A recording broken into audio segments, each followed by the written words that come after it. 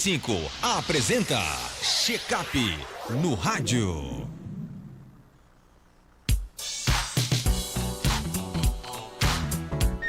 Check-up no rádio, hoje com o médico veterinário Robson Góes. Doutor Robson, seja bem-vindo aqui ao nosso Panorama 95, bom dia. Bom dia, Marcos, bom dia, ouvintes, um prazer estar aqui mais uma vez. Hoje um tema que eu nunca ouvi falar na minha vida, né? Dirofilariose. O que é que danada é isso, doutor Robson? Vamos lá, Marcos. Conhecia já a Suênia, já? Conhecia não? Esses nomes, eles são um pouco complicados de se falar, né? A dirofilariose, Marcos, ele é um verme, tá, que ataca principalmente o coração. Então, a gente tem o hábito de achar que os vermes são apenas intestinais. Mas existem vermes que se alojam em pulmão, como o dictiocaulo, né? Dictiocaulos vivíparos, o filária, né?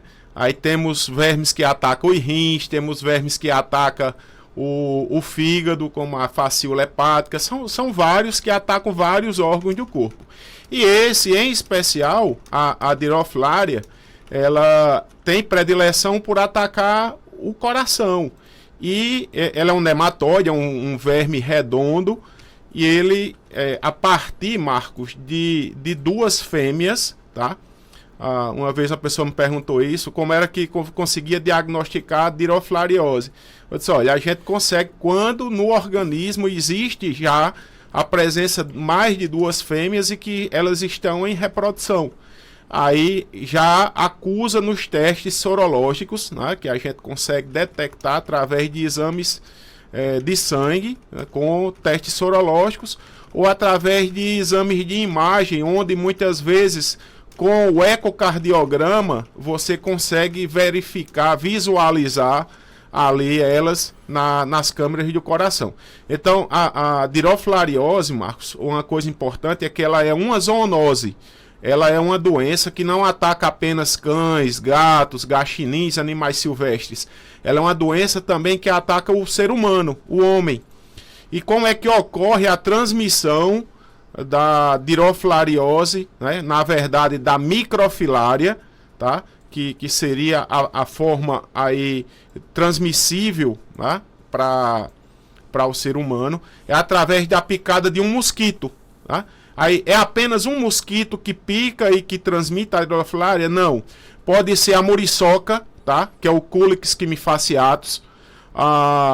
Pode ser o Aedes aegypti, que é o mosquito da dengue, que transmite dengue, zika, chikungunya. Ele também, o Aedes aegypti, também transmite a dirofilária.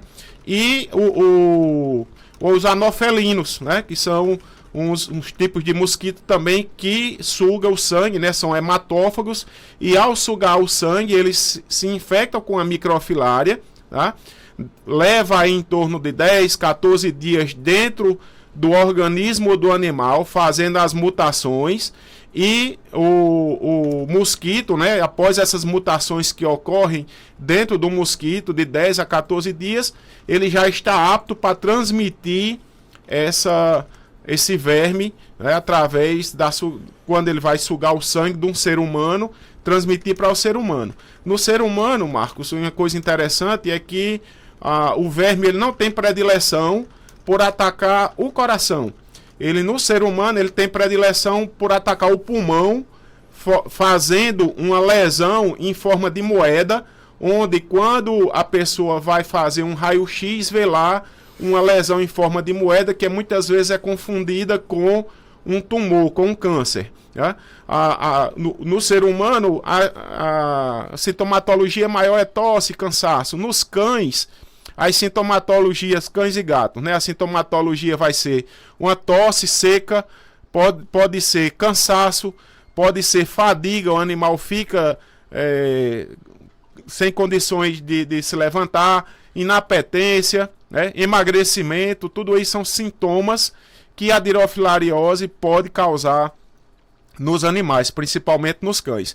Hoje na clínica, em virtude de um teste que estamos fazendo agora, é um teste que é feito em todo o mundo, tá? O SNAP 4DX da IDEXX, nele vem a dirofilariose, E por isso que eu estou trazendo esse tema, porque está bastante comum, por incrível que pareça, a gente fazer diagnósticos hoje de dirofilariose, né, de vermes que atacam o coração, na clínica através do exame SNAP-4DX, Marcos. E interessante outra coisa, Marcos, os animais que positivam para dirofilariose em Caicó, eles geralmente estão nas margens dos rios, principalmente do rio Barra Nova, né? Por exemplo, eu tenho animais que já diagnostiquei ali próximo ao Jardim Satélite, como também lá no Valfredo Gugel, Barra Nova, que são bairros onde, ali nas populares, que são bairros onde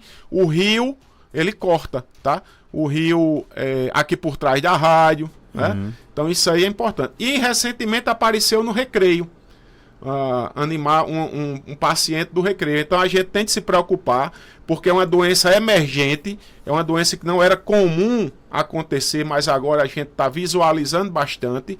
Acredito eu que através de um achado devido ao SNAP-4DX, e é importante que as pessoas tenham cuidado em manter seus animais encoleirados, tá? Coleira inseticida, porque a coleira inseticida, por exemplo, a coleira livre, ela mata 100% dos culex, né? 100% das muriçocas. A Excalibur e outras coleiras aí que existem no mercado, são importantes esses animais terem, porque você aí dificulta ou impede a transmissão do mosquito infectado para o seu animal. Como também manter as vermifugações periódicas, né? Lembrando que nem todo vermífugo vai matar a dirofilariose.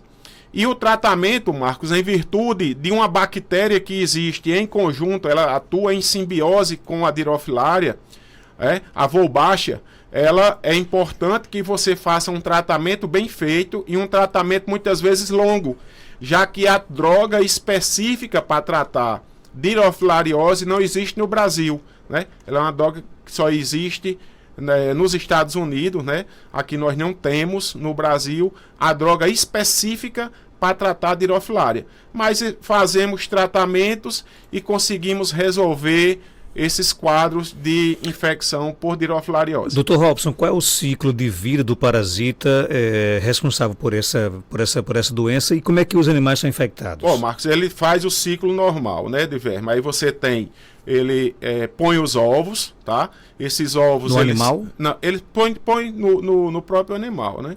Aí ele vai transformar aí essa larva de primeiro estágio, larva de segundo estágio, larva de terceiro estágio, depois microfilária, né? Essa microfilária é a forma que vai aí ser a forma como se fosse infectante, tá?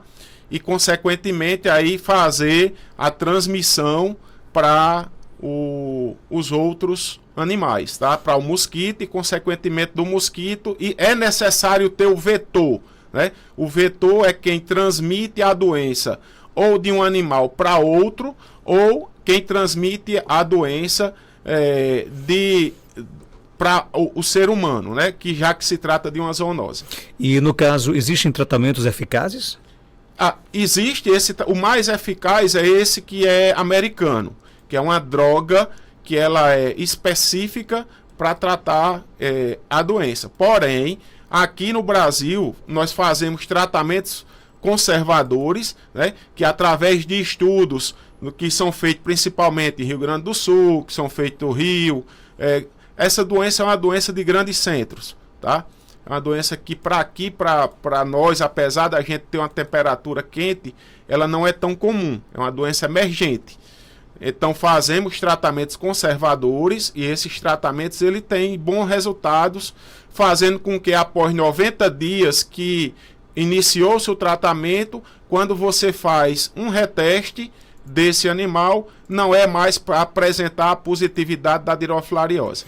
Tem ouvinte aqui no nosso WhatsApp 992053030. Bom dia. Bom dia, meu amigo Marcos Anta. Bom dia, doutor. Doutor, eu queria saber do senhor, porque assim, eu tenho uma cachorra, ela é dentro do meu muro, um muro muito bom, muito amplo para ela brincar. Se alimenta muito bem, passeia e tudo mais. Mas só que ela tem uma queda de cabelo que eu nunca vi daquele jeito. Porque se todos os cabelos que caíssem fizesse um buraco no corpo dela, não tinha mais nenhum. Por que será que tem tanta queda de cabelo? Dizem que é porque está mudando, mas pelo tempo que já faz, eu estou indo na hora, ela fica sem os pelos. Bom dia e obrigado. A cachorra dela tem 2 anos. Certo, bom dia. Olha, o pelo do animal, ele cai todo dia e cresce todo dia. Tá? É comum acontecer isso. Quando existe um problema no pelo, geralmente fica com áreas de alopecia, quer dizer, com áreas sem pelo. O que a gente tem de identificar é se essa queda de pelo, Marcos, ela é fisiológica, quer dizer, é uma queda natural do organismo, ou se é uma queda patológica, em virtude, por exemplo, de um fungo, né, de uma foliculite causada por uma bactéria, de uma deficiência de vitaminas ou minerais, que é bastante comum um animal ter deficiência de alguma vitamina e, consequentemente, faz com que o pelo fique frágil, o folículo piloso fique frágil e ocorra a queda de pelo. Então tem de verificar se existe aí essa deficiência de vitaminas e minerais ou se existe a presença de um fungo, de uma bactéria, de uma sarna demodéxica, tá? E aí é necessário fazer uma avaliação clínica e, muitas vezes, um raspado cutâneo para fazer o diagnóstico laboratorial e identificar o que está causando a queda nesse animal. Porém, pode ser uma queda fisiológica, que é uma queda natural do pelo que cai todo dia. Tem mais perguntas? Bom dia. Bom dia, Marcos. Bom dia, doutor Robson. Eu queria saber o seguinte, eu tenho 2 cachorros. E todos os 2 estavam com carrapato. Eu comprei Simparic a semana passada. Um saiu o carrapato todinho e o outro continua nele. Do mesmo jeito, não caiu. E aí, o que é que eu devo fazer? E aí, doutor Robson? Olha, Marcos, pode isso aí ter ocorrido uma administração não adequada. Pode ser em virtude do peso do animal, que o produto não foi adequado para o peso. Tá? Mas esses produtos, né, Simparic, Bravecto, Credelio, eles são produtos que resolvem o problema, no máximo nas primeiras 12, 24 horas. Muitas vezes o que acontece e as pessoas confundem é que o carrapato, para morrer, ele é necessário sugar o sangue do animal. O que é que acontece com os carrapatos machos, tá? Que são os vermelhinhos das perninhas.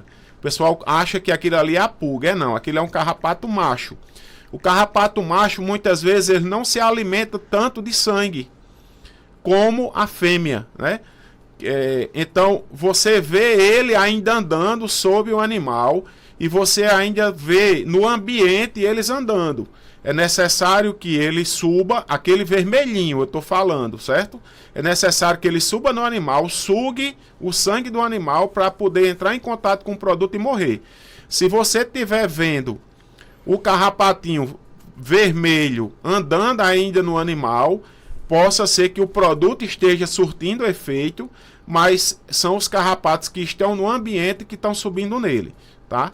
O Simparic, por exemplo, ele vale por 35 dias, o Bravecto por 3 meses, por 90 dias, o Credelio por 35 dias. Então esses carrapatos, eles podem ficar no ambiente por até 1 ano, tá? E com 1 ano, você ainda pode encontrar carrapato andando na sua casa, que é o período que esse animal ainda consegue ficar ali numa fresta, enterrado na areia. E é necessário, para você quebrar o ciclo, você dar esses produtos por um período de 1 ano para o seu animal. Tem mais perguntas? Bom dia. Doutor Robson, bom dia. Eu tenho uma Yorkshire, ela está com 9 anos. E agora ela apresentou um probleminha, tipo, tem horas que parece uma tosse, tem horas que parece tipo um engasgo. E isso dá com muita frequência. Eu gostaria de saber se isso tem a ver com problema de coração. Obrigada. Um abraço, doutor Robson. Olha, existe sim a possibilidade de ser problema cardíaco. Marcos, para o ouvinte entender, porque a gente falar tecnicamente é muito fácil para mim, profissional, mas para quem está escutando a gente é importante a gente explicar de forma mais clara. O coração, ele fica embaixo da traqueia. Os animais, quando têm uns problemas cardíacos, por exemplo, uma insuficiência valvar, ele aumenta o tamanho do coração para compensar a deficiência que está apresentando aquele animal. Então ele começa a aumentar o tamanho. Na hora que ele começa a aumentar do tamanho, ele começa, nos batimentos dele, a bater na traqueia, dando estímulo de tosse nesse animal.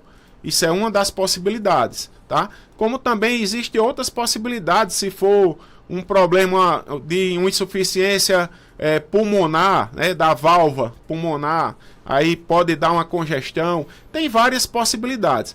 Uma das causas, né, que ela está perguntando se pode ser problema cardíaco, pode sim. É necessário fazer uma avaliação cardiológica com um médico veterinário cardiologista.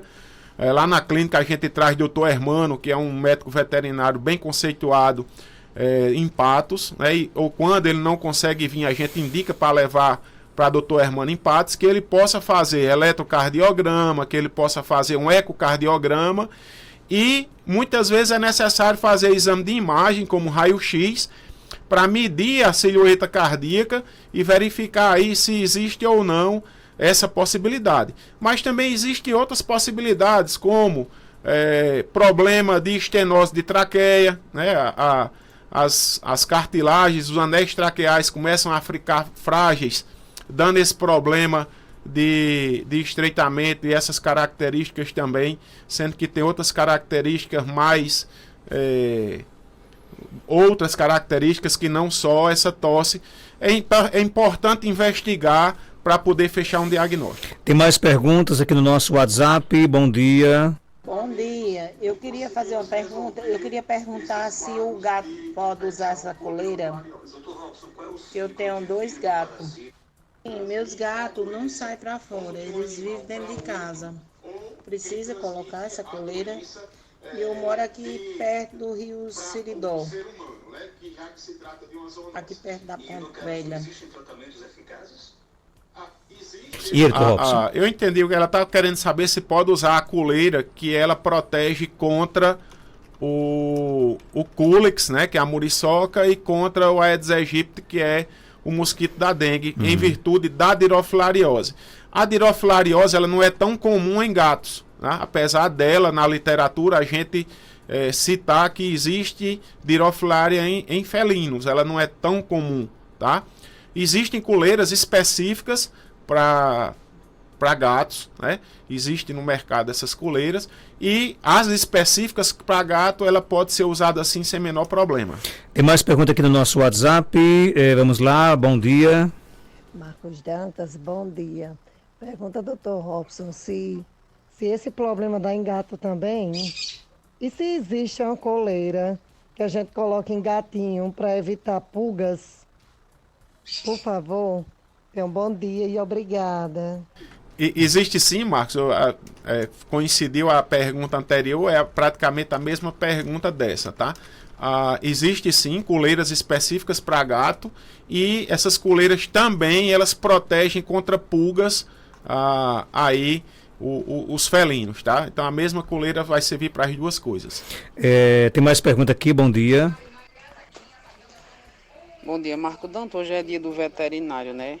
Essa pergunta é para ele. Gostaria de saber dele o seguinte, porque meu pai ele tem 2 cachorros e eles estão, falando no popular, saem bicheiras. Aí pai cura e sai em outro canto, pai cura e sai em outro canto. São 2 cachorros, eles não são irmãos. Aí o que pode ser feito para parar de acontecer isso com eles? Porque papai não sabe mais o que fazer. Porque sai num canto, papai cura, fica bom, sai em outro canto. Aí o que pode ser feito? Tem algum tipo de vacina, algum tipo de remédio que dê para isso parar de acontecer? Tem um que nem comendo tá, devido tá assim, ele tá sem comer. E ele, Robson? Marcos, quando ela fala de bicheira, né, a bicheira é a miíase. O que é que acontece? Uma mosca, a mosca, costumeiramente a gente chama de mosca varigeira, tá?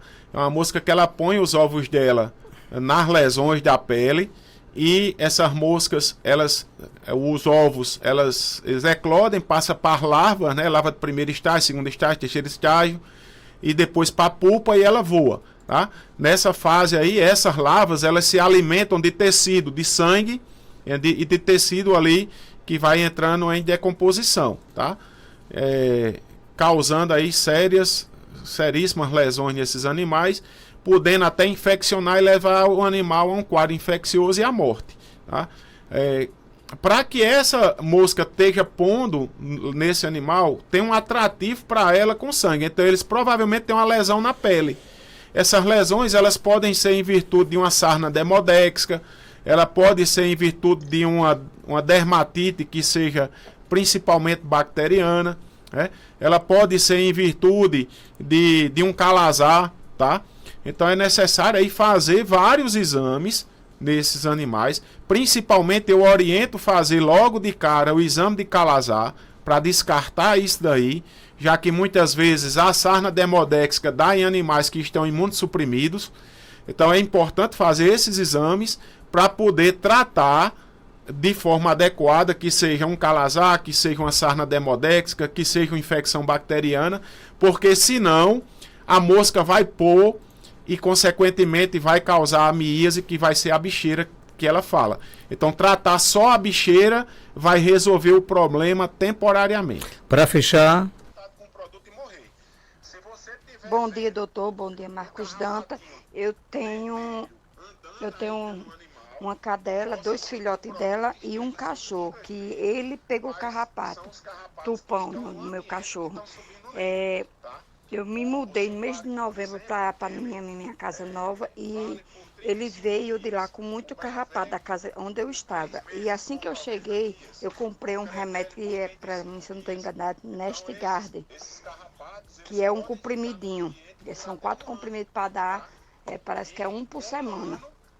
E eu dei, inclusive a menina lá onde me vendeu, ela falou que eu tinha que trocar o cachorro de canto, porque o canto, se tiver, aquele canto tá infectado, ele ia continuar subindo no cachorro. E eu fiz isso e graças a Deus, meu cachorro caiu todo, morreram todos e não nasceu mais nenhum nele, graças a Deus. E até hoje, já faz meses e não nasce mais, e nem nos outros também. Pronto, a questão do ambiente ficar aí parasitado realmente existe, né? Esses ectoparasitas, que são, no caso, o carrapato é considerado um ectoparasita, ele pode ficar aí no ambiente por um período de 1 ano. O ideal já que a senhora conseguiu tratar, conseguiu aplicar o produto e não tem mais nenhum, é importante que a senhora continue por mais um período para evitar que, se tiver ficado algum produto no ambiente, algum carrapato no ambiente, quando ele subir no seu animal, ele vai se contaminar com o produto e morrer.